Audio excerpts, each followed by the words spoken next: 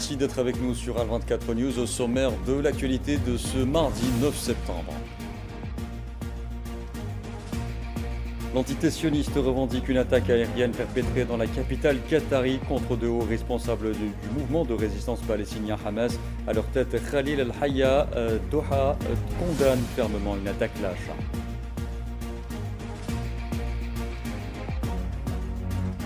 Avant-dernière journée de la 4e édition de la foire commerciale intra-africaine à Alger, Afreximbank évoque une organisation impressionnante à bien des égards.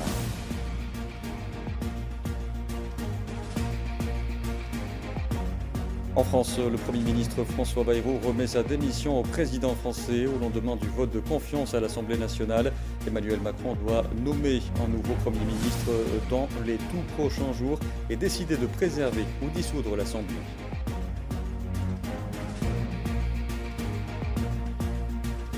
Et puis au Népal, des centaines de manifestants en colère incendient ce mardi le Parlement dans la foulée de la démission du Premier ministre KP Sharma Oli au lendemain de manifestations ayant fait 19 morts.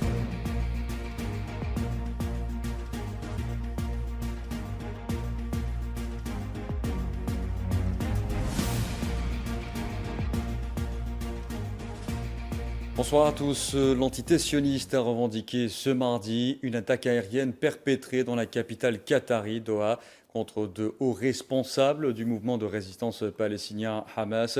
À leur tête, Khalil al-Hayya, chef du bureau politique. Les responsables palestiniens ont été réunis pour discuter de la proposition américaine de cesser le feu à Gaza.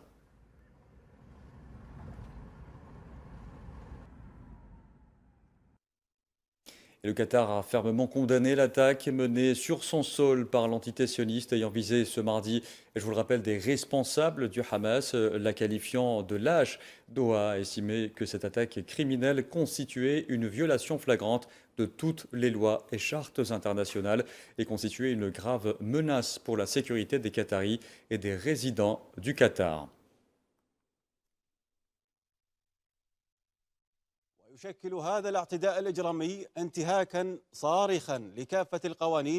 Cette attaque criminelle représente une violation flagrante de toutes les lois et coutumes internationales, une grave menace pour la sécurité des Qataris et des personnes résidant dans l'État du Qatar.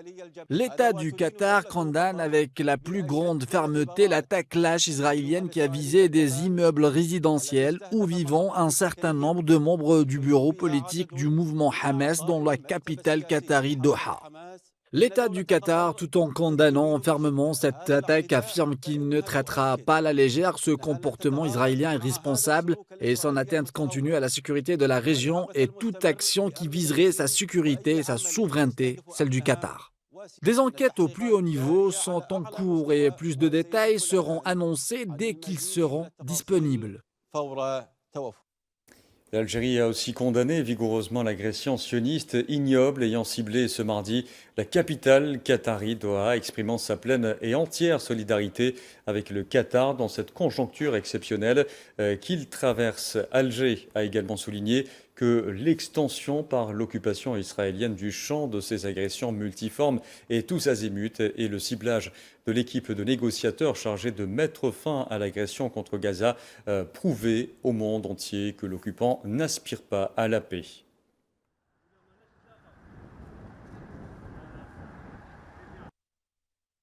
L'Algérie condamne et dénonce vigoureusement l'agression israélienne ignoble qui a ciblé ce jour la capitale qatari Doha et exprime sa pleine et entière solidarité avec l'État du Qatar, frère, dans cette conjoncture exceptionnelle qu'il traverse. L'extension par l'occupation israélienne du champ de ces agressions multiformes et tout azimut et le ciblage de l'équipe de négociateurs chargée de mettre fin à l'agression contre Gaza prouvent au monde entier que l'occupant n'aspire pas à la paix, qu'il ne connaît pas de limite dans sa brutalité et son arrogance et qu'il ne soucie nullement des valeurs, règles et principes les plus élémentaires auxquels adhèrent les pays du monde.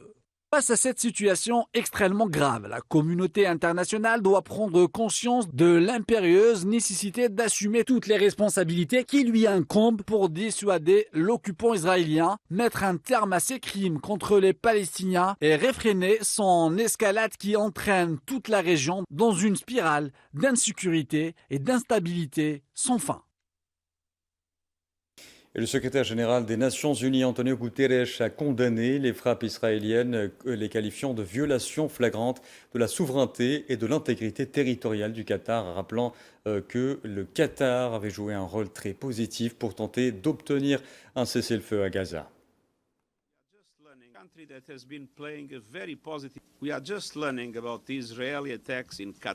Nous venons d'apprendre les attaques israéliennes au Qatar, un pays qui a joué un rôle très positif pour obtenir un cessez-le-feu et la libération de tous les otages. Je condamne cette violation flagrante de la souveraineté et de l'intégrité territoriale du Qatar. Toutes les parties doivent œuvrer à l'instauration d'un cessez-le-feu permanent et non à sa destruction.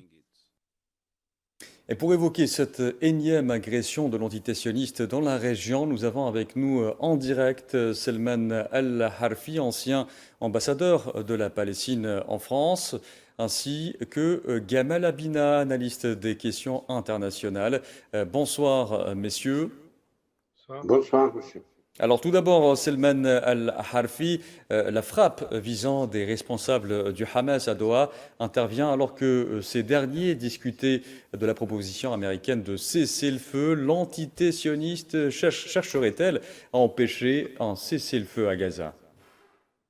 Tout d'abord, nous condamnons cette agression israélienne de l'entité sioniste contre un pays frère, le Qatar. Et c'est une violation de tout droit international et la violation de tous les droits des chartes des Nations Unies. Et ça, c'est une violation de souveraineté d'un État qui travaille pour la paix. Il n'a pas cessé de médiater entre Hamas et Israël.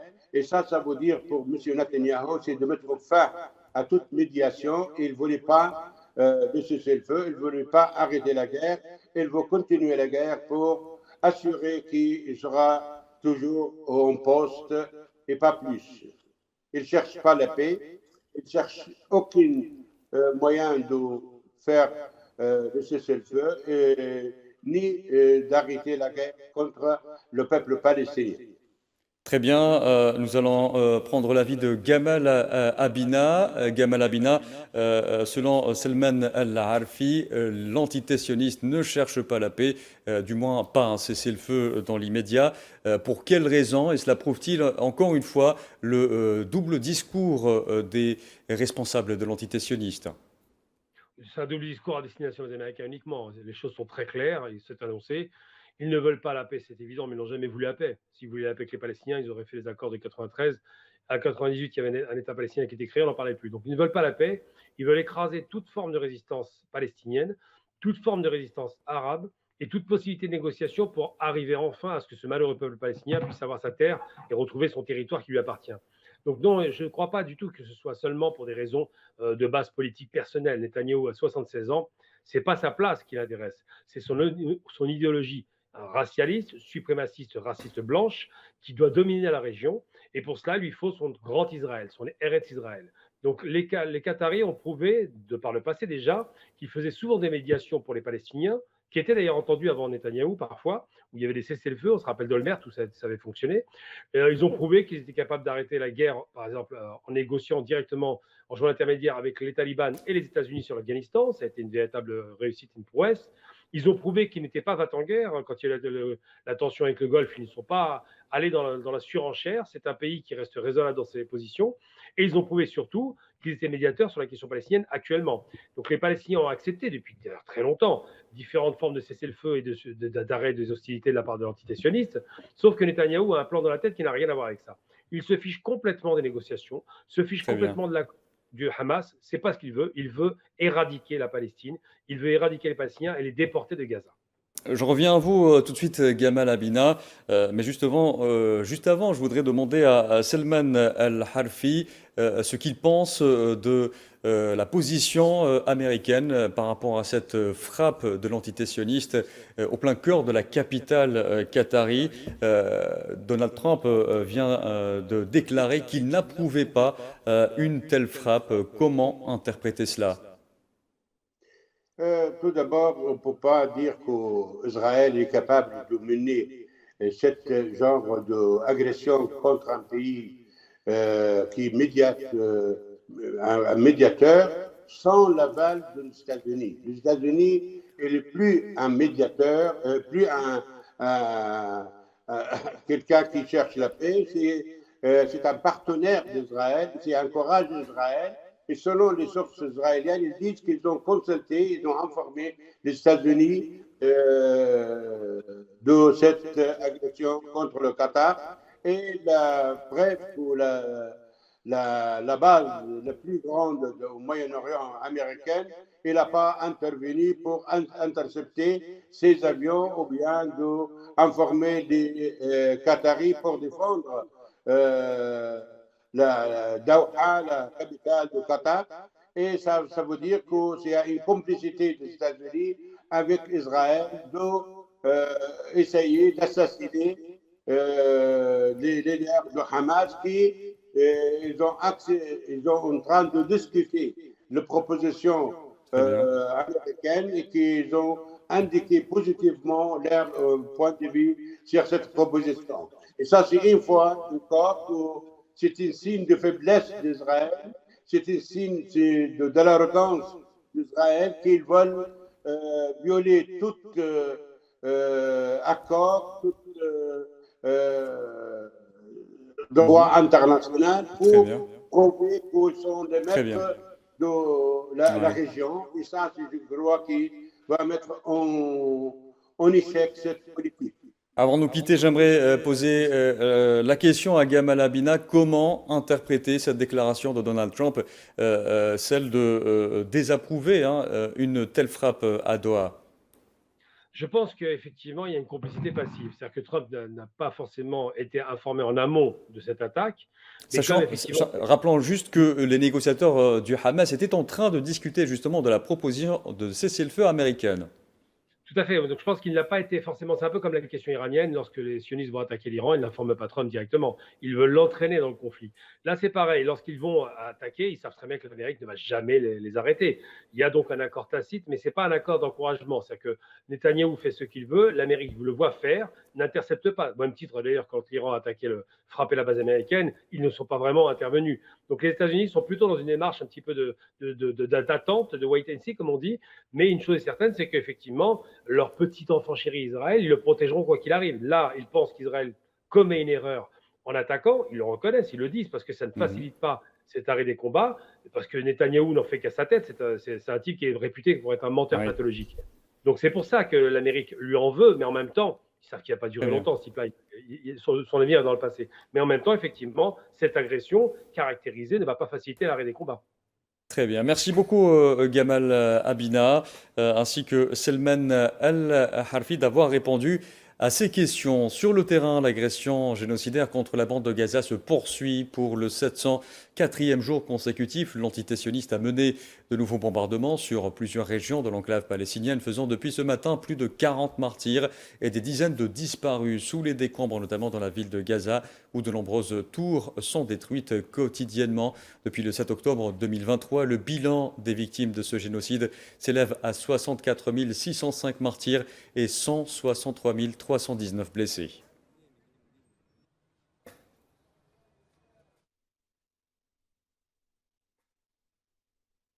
Et la flottille qui a pris la mer avec à son bord des militants et de l'aide humanitaire pour les Palestiniens de la bande de Gaza a affirmé dans la nuit d'hier qu'un de ces bateaux avait été touché alors qu'il se trouvait dans les eaux tunisiennes. La flottille Global Somoud a partagé une vidéo provenant d'une caméra de surveillance du bateau qui, selon elle, a été visé par un drone.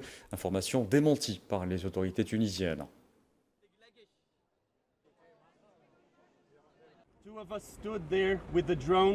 Nous étions deux à nous tenir là, Le drone à exactement 3 ou 4 mètres au-dessus de nos têtes. Nous avons vu le drone se déplacer vers l'avant du pont. Il est resté quelques secondes sur un tas de gilets de sauvetage. Puis il a largué une bombe. La bombe a explosé, provoquant une grande flamme. Un incendie s'est déclaré à bord. Nous avons immédiatement pris les extincteurs et avons pu éteindre l'incendie avec succès. Nous partons en mission, rien ne nous arrêtera. La mobilisation se poursuit en Italie, en Grèce et dans d'autres ports. Et dans les prochains jours, la flottille sera unie en mer pour mener à bien notre mission, briser le siège, mettre fin au génocide et soutenir le peuple palestinien dans sa lutte pour la justice. Nous avons indiqué qu'une unité spéciale s'était chargée de cette affaire et avait commencé à rassembler des preuves. Nous leur avons fourni toutes les informations dont nous disposons et ils travaillent actuellement sur le dossier. L'affaire est entre leurs mains et nous ne pouvons divulguer aucun détail car cela concerne la confidentialité de l'enquête. Une fois l'enquête terminée, nous présenterons notre position et notre vision en conséquence. Le navire est encore en état de naviguer. Tous les dégâts et brûlures ont affecté l'équipement, mais pas la coque, le moteur ni les parties sensibles du navire. Par conséquent, le navire est actuellement en maintenance et sera parmi les navires qui apparaîtront demain, mercredi. L'Espagne va désormais interdire l'entrée sur son territoire à 2 responsables sionistes au lendemain de la présentation par Madrid de nouvelles mesures visant à faire davantage de pression sur l'entité sioniste pour qu'elle arrête son génocide à Gaza. C'est ce qu'a notamment annoncé le ministre espagnol des Affaires étrangères, José Manuel Álvarez, soulignant qu'il s'agissait des dénommés Ben Gvir et Smotrich.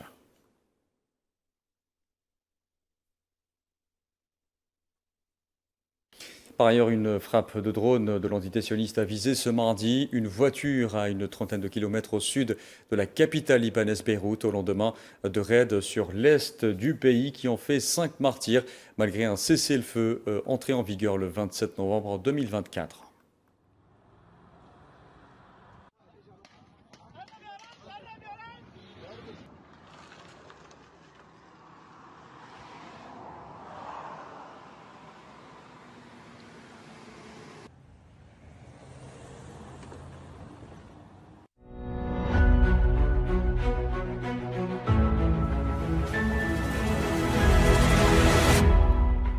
Allez, je vous en parlais en titre avant-dernière journée ce mardi de la 4e édition de la foire commerciale intra-africaine à Alger, marquée notamment par la signature de nouvelles conventions de partenariat et d'accords commerciaux et d'investissement. Nous allons directement justement au Palais des Expositions des Pins Maritimes à Alger, à Safex, pour retrouver notre envoyé spécial, Kherdin Batache. Bonsoir. Bonsoir Abdelkader. Alors nous l'avons vu, Kherdin Batache, d'importants contrats ont été signés en cette 6e journée de l'IATF, à l'instar de protocoles d'accord entre la Société nationale de sidérurgie Holding SNC et des entreprises internationales et africaines d'une valeur globale de 950 millions de dollars. Et c'est loin d'être le seul, Kherdin. Oui, Abdelkader, permettez-moi, si vous le voulez bien, avant de parler de ces contrats, de vous dire qu'il est 19h passées de plusieurs minutes. Et si vous pouvez voir derrière moi l'engouement, la ferveur qui est toujours d'actualité aussi ici au Palais des Expositions de la Safex. Pourquoi je vous parle de ça? Parce que cette ambiance reflète exactement l'esprit de la journée d'aujourd'hui, la 6e journée de l'IATF depuis le début de la foire et avant-dernière journée. Vous l'avez dit, de nombreux contrats, des contrats à foison ont été passés aujourd'hui entre des entreprises algériennes et des entreprises venant de l'ensemble du continent africain, mais pas seulement. Ces entreprises des pays étrangers africains ont passé plusieurs accords, contrats entre elles. Les entreprises algériennes ont compris le message de l'ATF, celui d'abattre tous les types de barrières et de sortir de leur zone de confiance. L'esprit de compétitivité a été bien présent lors de cette 6e journée, à l'instar de ce qui s'est passé hier et avant-hier. On n'a pas encore les montants globaux des accords qui ont été passé, mais l'on peut imaginer que cela, bien entendu, se rapproche de l'objectif initial qui a été tracé au début, avant le début de cet événement, qui est celui d'atteindre les 44 milliards d'accords. Les entreprises algériennes auront très probablement la part du lion de ces 44 milliards d'accord, aujourd'hui, on a pu assister ici même lors de nos nombreuses couvertures de ces accords, de ces signatures d'accords qui se sont poursuivis tout au long de la journée. Les secteurs du pharmaceutique, le secteur automobile, de la construction, du textile, également le secteur du ciment, des motocycles, mais également de tout type d'équipements automobiles ont eu leur part des nombreux contrats qui ont été signés. Voilà qui permettra à l'IATF de clôturer sur un bon signal et une note très positive avant la conférence de clôture qui est prévue demain ici même à la SAFEX à partir de 14h. Très bien, merci beaucoup Kherdine Batache. Vous étiez en direct avec nous depuis le Palais des Expositions des Pins Maritimes à Alger. Et lors de cette 6e journée de l'IATF, le directeur de la digitalisation d'Exim-Bank, Emeka Oniya, a confirmé que la 4e édition de la foire commerciale intra-africaine en Algérie avait été impressionnante à bien des égards.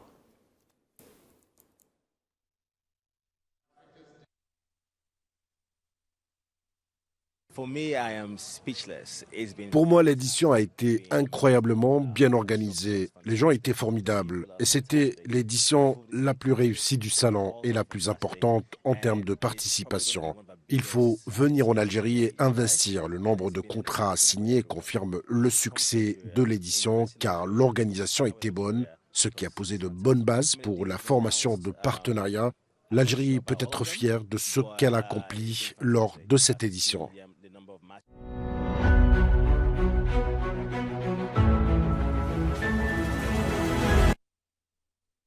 En France, à présent, je vous le disais en titre, le Premier ministre François Bayrou a remis sa démission au président français qu'il a accepté au lendemain du vote de confiance à l'Assemblée nationale. Emmanuel Macron, qui vient de désigner un nouveau Premier ministre, doit aussi décider de préserver ou de dissoudre l'Assemblée. Souhila Kilal. Sous les yeux des caméras, des journalistes et des badauds, le véhicule du fraîchement ex-Premier ministre François Bayrou quitte l'Elysée sous escorte. Si la mission de Bayrou a pris fin, celle d'Emmanuel Macron en revanche n'est pas finie. Le président français exclut de démissionner et écarte pour le moment l'idée d'une nouvelle dissolution de l'Assemblée nationale. Il doit donc absolument trouver un successeur dans les prochains jours, un 5e Premier ministre en moins de 2 ans, ce qui témoigne de l'impasse politique dans laquelle est embourbé le pays. Quel que soit le successeur choisi par Macron, il devra affronter la tâche quasi impossible d'unifier le Parlement et de trouver les moyens de faire adopter un budget pour l'année prochaine. Si le président et la Macronie sont convaincus de devoir se tourner vers les socialistes pour trouver une issue à la crise, les compromis sur la politique menée semblent difficiles à accepter.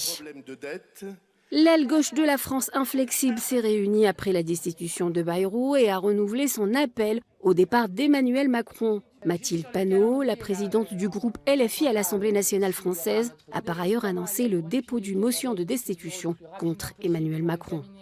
Puisque nous avons un président de la République qui refuse de changer de politique et qui s'apprête à mettre un énième Premier ministre qui continuerait toujours la même politique, eh bien nous allons déposer cet après-midi une motion de destitution.